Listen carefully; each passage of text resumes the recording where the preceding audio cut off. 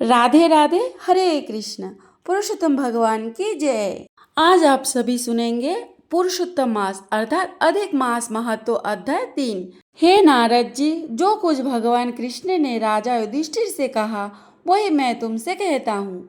एक समय धर्मराज युधिष्ठिर जुए में दुर्योधन से सब कुछ हार गए। तब द्रौपदी को बालों से पकड़कर दुष्ट दुशासन ने खींचा और वस्त्र भी पकड़कर खींचे तो कृष्ण भगवान ने रक्षा की। उसके पश्चात युधिष्ठिर आदि राज्य को छोड़कर काम्यक वन को गए। वहां पर वन में युधिष्ठिर द्रौपदी आदि बाल बिखरे वन में रहने वाले हाथियों की तरह वन के फलों को खाकर अति दुख को प्राप्त हुए। एक समय देवकी के पुत्र श्री कृष्ण भगवान उनके दुखों को जानकर काम्यक वन को गए। उस समय युधिष्ठिर आदि श्री कृष्ण भगवान को देखकर ऐसे प्रसन्न हुए मानो देह में प्राण आ गए हो। वे बड़े प्रेम से मिले और हरि के चरण कमलों को नमस्कार किया। द्रौपदी ने भी प्रणाम किया। राजा युधिष्ठिर को दुखी देखकर और ऐसे ही द्रौपदी को दुखी देखकर श्री कृष्ण भगवान भी अत्यंत दुखी हुए। नारद जी बोले, हे मुनियों, अब मैं तुम्हें वह अद्भुत और भय उत्पन्न करने वाली कथा सुनाता हूँ जिसे सुनकर बड़े बड़े देवता भी कांप उठते थे। वनवास के समय पांडव अनेक दुख सह रहे थे। एक ओर जंगल का कष्ट, दूसरी ओर द्रौपदी का अपमान और ऊपर से कौरव का अहंकार। धर्मराज युधिष्ठिर बाहर से शांत दिखाई देते थे परंतु भीतर ही भीतर उनका हृदय पीड़ा से भरा हुआ था।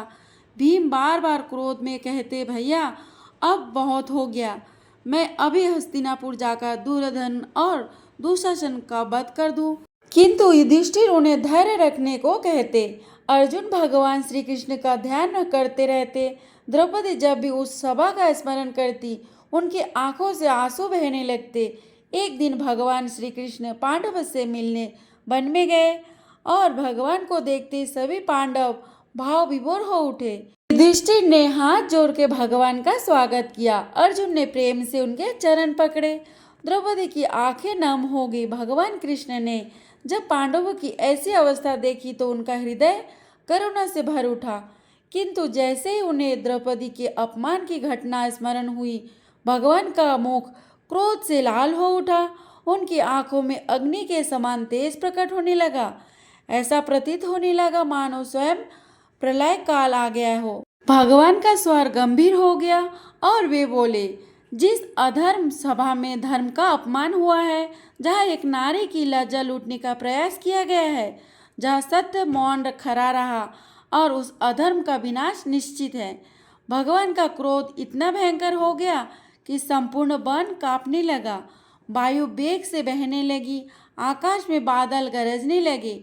ऐसा प्रतीत हो रहा था मानो भगवान अभी अपने सुदर्शन चक्र से संपूर्ण कौरव वंश का विनाश कर देंगे। भगवान के मुखमंडल को ऐसा तेज निकल रहा था मानो प्रलय की अग्नि प्रकट हो गई हो। देवता भी भयभीत हो उठे। अर्जुन ने जब भगवान का यह विराट और क्रोधमय रूप देखा तो वे कांप उठे। उन्होंने तुरंत दोनों हाथ जोड़े और भगवान की स्तुति करने लगे। हे कृष्ण, हे जगन्नाथ, हे समस्त संसार के स्वामी, आप ही इस सृष्टि के पालन करता है। यदि आप क्रोध करेंगे तो संपूर्ण संसार नष्ट हो जाएगा। हे प्रभु, आपकी आंखें बंद हो जाए तो पूरा ब्रह्मांड अस्तित्व समाप्त हो जाएगा। आपके क्रोध की अग्नि से तीनों लोग भस्म हो सकते हैं। हे दीनबंधु, कृपा कीजिए, आप तो भक्त वत्सल है, अपने भक्तों पर दया करने वाले हैं। यदि आप ही क्रोध में आ जाएंगे तो इस संसार की रक्षा कौन करेगा। युधिष्ठिर भी भगवान के चरणों में गिर पड़े।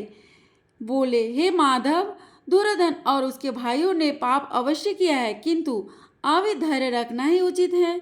धर्म का मार्ग क्षमा और संयम का मार्ग है। द्रौपदी भी हाथ जोड़कर भगवान के सामने खड़ी हो गई और उनकी आंखों से आंसू बह रहे थे। वे बोली, हे माधव, हे गोविंद, मैं जानती हूँ कि आप मेरे रक्षक हैं, किंतु यदि आपके क्रोध से संसार का विनाश हो गया तो निर्दोष प्राणी भी दुख पाएंगे। हे करुणामय प्रभु, आप क्रोध को शांत कीजिए। पांडवों और द्रौपदी की करुण विनती सुनकर भगवान श्री कृष्ण का क्रोध धीरे धीरे शांत होने लगा। उनका मुखमंडल पुनः चंद्रमा के समान शीतल हो गया। वन का भयावह वातावरण भी शांत होने लगा। वायु मंद बहने लगे। देवता ने राहत की सांस ली। भगवान श्री कृष्ण प्रेम पूर्वक बोले, हे पांडवों, मैं अपने भक्त का दुख सहन नहीं कर सकता। जो मेरे भक्तों का अपमान करता है उनका विनाश निश्चित होता है। दुर्योधन, दुशासन और अधर्म का साथ देने वाला सभी लोग अपने कर्म का फल अवश्य पाएंगे, किंतु समय आने पर ही न्याय होगा। फिर भगवान ने अर्जुन की ओर देखकर कहा, हे पार्थ, तुम्हें युद्ध भूमि में धर्म की स्थापना करनी होगी। अधर्म चाहे कितना भी शक्तिशाली क्यों न दिखाई दे, अंत में विजय धर्म की ही होती है। भगवान के वचन सुनकर पांडवों के हृदय में नई आशा जाग उठी। उन्होंने बार बार भगवान श्री कृष्ण को प्रणाम किया। द्रौपदी की आंखों में भी अब दुख के स्थान पर विश्वास दिखाई देने लगा। इसके साथ स्वयं भगवान श्री कृष्ण हो, उसका कुछ कोई नहीं बिगाड़ सकता। नारायण कहने लगे कि हे नारद जी, इस प्रकार प्रेम से मग्न हो सिर झुकाकर हाथ जोड़कर बारंबार भगवान श्री कृष्ण को नमस्कार कर अर्जुन ने भगवान श्री कृष्ण से जो प्रश्न किया वह मैं तुमसे कहता हूँ। श्री हरि भगवान यह सब सुनकर पांडव से हितकारक वचन कहने लगे। श्री कृष्ण कहने लगे, हे अर्जुन, मेरे वचनों को सुनो और अपने जो अपूर्व प्रश्न किया है, इस समय मैं इसका उत्तर देने को समर्थ नहीं हूँ। यह गुप्त प्रश्न है। इस प्रश्न का उत्तर देना ऋषियों के लिए भी कठिन है। हे अर्जुन, मैं तुम्हारी मित्रता और भक्ति से प्रसन्न होकर अत्यंत कठिन उत्तर को क्रम से कहता हूँ, सुनो। हे अर्जुन, एक समय संयोगवश अधिक मास आया। उसको सब असहाय, निंदक, अपूज्य मलमास और रवि की संक्रांति से वर्जित ऐसा कहते हैं। मलमास होने के स्पर्श ये करने योग्य नहीं है, सब कर्म में निंदित है। इस प्रकार लोगों के वचन सुनकर वह मलमास कांतिहीन निरुद्योगी दुखों से युक्त मेरे पास आया और बैकुंठ में जहाँ मैं निवास करता था, स्वर्ण के सिंहासन पर बैठे हुए देखकर मुझको दंडवत प्रणाम किया और दोनों हाथ जोड़कर नेत्रों से आंसू बहाता हुआ इस प्रकार कहने लगा। अब आप आगे सुनेंगे भागवत कथा का आगे का अध्याय। प्रेम भाव से सुनते रहिए। बोलिए श्री हरि विष्णु भगवान के अनंत स्वरूपों की जय। श्री सुखदेव जी कहने लगे कि हे राजन, इस प्रकार मतवाली गोपियां प्रलाप करती हुई भगवान श्री कृष्ण को ढूंढते ढूंढते कतार हो रही थी। अब और भी गाढ़ आवेश हो जाने के कारण वे भगवान में होकर भगवान की विभिन्न लीलाओं का अनुकरण करने लगी। एक गोपी पुतना बन गई, दूसरी श्री कृष्ण बनकर उसका वध कर दी, कोई बछड़ा बन गए तो कोई बाल कृष्ण बनकर रोते हुए उसे पैर की ठोकर मार उल्टा कर दिया। कोई सखी बाल कृष्ण बनकर बैठ गई तो कोई तृणावत दैत्य का रूप धारण कर लिया। एक गोपी कृष्ण बनी तो दूसरी बलराम बनी और बहुत सारी गोपियां ग्वाल वालों के रूप में हो गई। गोपी वित्रासुर बनी तो दूसरी बकासुर बनी। तब गोपियों ने अलग अलग श्री कृष्ण बनकर वित्रासुर और बकासुर बनी हुई गोपियों को मारने की लीला की। जैसे श्री कृष्ण वन में करते थे वैसे एक गोपी बंसुरी बजाकर दूर गए हुए पशुओं को बुलाने का खेल खेलने लगी और दूसरी गोपी वहां करके उसकी प्रशंसा करने लगी। एक गोपी अपने को श्री कृष्ण समझकर दूसरे सखी के गले में बाहें डालकर चलती और गोपियों से कहती, हे मित्रों, मैं श्री कृष्ण हूँ, तुम लोग मेरी यह मनोहर चाल देखो।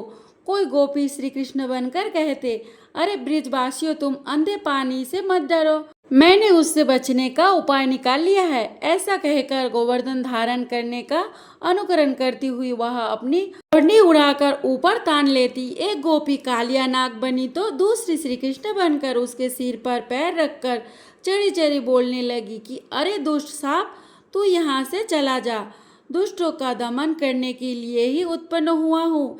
इतने में दूसरे गोपी कहने लगी कि अरे ग्वालो, देखो वन में बड़ी भयंकर आग लगी है, तुम सारे लोग जल्दी जल्दी अपनी आंखें बंद कर लो, मैं अनायास ही तुम लोगों की रक्षा करूंगा।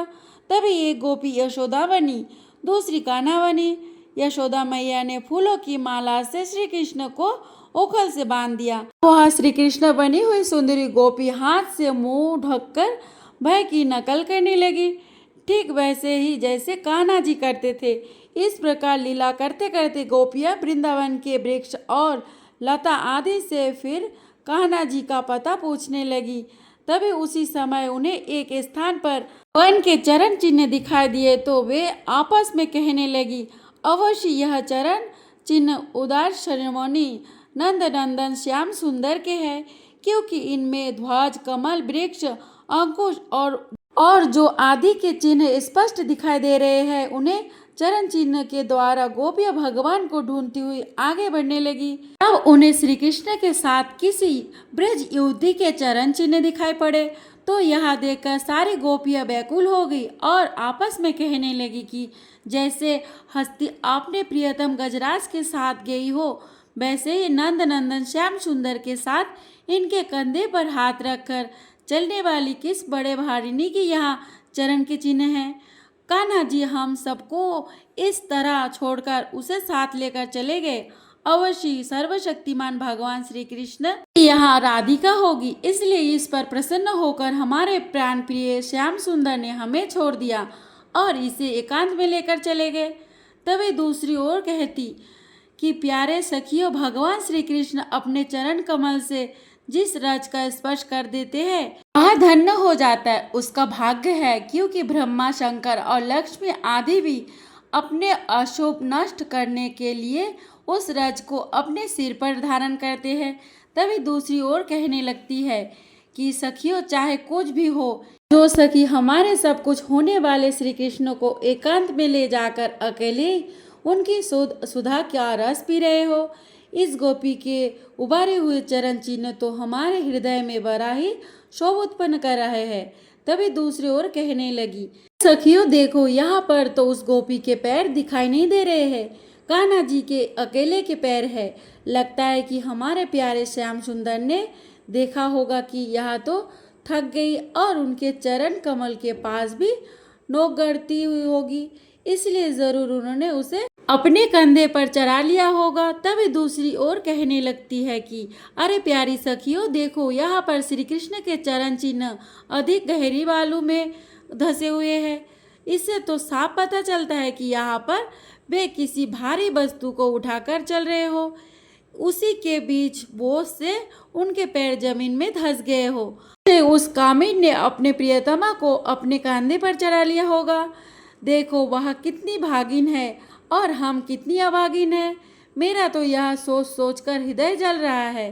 तभी दूसरी सखी कहने लगी कि देखो, यहाँ परम प्रेमी ब्रजवल्लभ ने फूल चुनने के लिए अपनी प्रेयसी को नीचे उतार दिया है और यहाँ परम प्रियतम श्री कृष्ण ने अपनी प्रेयसी के लिए फूल तोड़े हैं। अचूक अचूक कर फूल तोड़ने के कारण उनके पंजे धरती में गड़े हुए हैं और पीछे एड़ी तक का पता नहीं चल रहा है। देखो वह अपनी प्रेयसी के लिए कितने खुश है। तभी दूसरी सखी कहने लगती है कि सखियों देखो, परम प्रेमी श्री कृष्ण ने कामी पुरुष की समान यहाँ अपनी प्रेयसी के केस संवारे हैं। देखो, अपने चुने हुए फूलों को जरूर उसकी चोटियों में लगाए होंगे और बाल संवारने और उनमें फूल लगाने के लिए अवश्य यहाँ पर बैठे होंगे। यहाँ पर बैठने का स्थान है तो अपनी प्रेयसी को जरूर कान्हा ने अपनी गोद में बिठाया होगा। इस तरह बताते हुए श्री सुखदेव जी कहने लगे कि हे राजन, भगवान श्री कृष्ण आत्मराम है, वे अपने आप में ही संतुष्ट है और पूर्ण है, वे अखंड है, उनमें दूसरा कोई है ही नहीं, तब उनमें काम की विकल्पना कैसे हो सकती है। फिर भी उन्होंने कामियों की दीनता, स्त्री प्रवृत्ता और स्त्रियों की कुटिलता दिखलाते हुए वह उस गोपियों के साथ एकांत में क्रीड़ा की थी। यह एक खेल रचा था और उसी माया को देखकर गोपियां मतवाली सी होकर अपनी सुध-बुध खोकर एक दूसरे को भगवान के चरण चिन्ह दिखलाते हैं वन वन में भटक रही थी। इधर भगवान श्री कृष्ण दूसरे गोपियों को वन में छोड़कर जिस भाग्यवती गोपी को एकांत में ले गए थे, उसने समझा कि मैं ही समस्त गोपियों में श्रेष्ठ हूँ, इसलिए तो कान्हा जी दूसरे गोपियों को छोड़कर मुझे यहाँ लेकर आए हैं। जरूर मुझसे सबसे अधिक प्रेम करते हैं, केवल मेरा ही मान करते हैं। तो इस तरह उसमें अहंकार भाव आ गया। भगवान श्री कृष्ण ब्रह्मा और शंकर के भी शासक है। वह गोपी वन में जाकर अपने प्रेम और सौभाग्य के मत से मतवाली हो गई और उन्हें भी श्री कृष्ण से कहने लगी कि ये प्यारे, अब तो मुझसे चला ही नहीं जाता, मेरे सुकुमार पाँव थक गए हैं, अब तुम जहाँ चलाना चाहते हो मुझे वहाँ तक अपने कंधे पर उठाकर ले जाओ। तो अपनी प्रियतमा की यह बात सुनकर श्याम सुंदर ने कहा कि अच्छा प्रिय, तो तुम ऐसा करो, मेरे कंधे पर चढ़ जाओ। तो कान्हा जी के इस तरह के वचन सुनकर वह गोपी बहुत ही प्रसन्न हुई। लेकिन जो ही वह उसके कंधे पर चढ़ने लगी तो ही भगवान श्री कृष्ण वहां से अंतर्धान हो गए और वह सौभाग्यवती गोपी रोने और पछताने लगी। इसे आगे आपने सुने होंगे कल की कथा में। प्रेम भाव से सुनने के लिए आप सभी का बहुत बहुत धन्यवाद। भगवान श्री हरि विष्णु आपकी समस्त मनोकामनाएं पूर्ण करें।